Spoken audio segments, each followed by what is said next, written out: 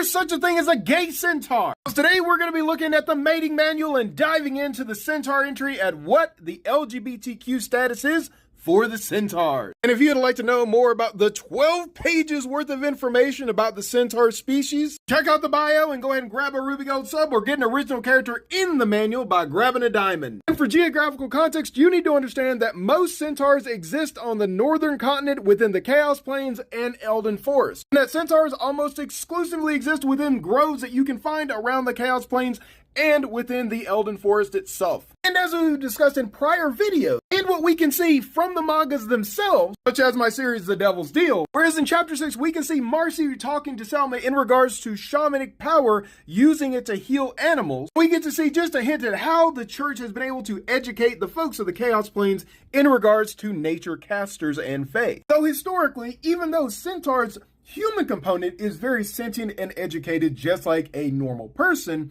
we need to understand that they have lived almost exclusively within a fae grove. And with that comes fae teachings. So they don't have the exact same standards that we in society would have as humans in mixed species societies. And I mean, even then, that's not really saying a lot, because in chapter 1, we can see that they are literally selling orc druid arms in street vendors because they don't view them as sentient creatures. So to the ultimate question, is there gay or LGBTQ centaurs? Well, centaurs treat LGBTQ rights much like they treat age of consent. Whoa, hold on, let me explain. Because centaur and fae life in general is very naturalistic, they base most of their morals on survival and comfortability. Survival comes first, plus comforts later. As the Faerun of the band that's being observed educated us on, you can tell the health of a herd or band of centaurs based on the age of consent. So when the herd is not healthy and they were low on numbers, they will actually go and demonize LGBTQ members because it doesn't promote getting women pregnant. However, in a herd like the one that we are actually following in the mating manual, where they are more than 10,000 strong,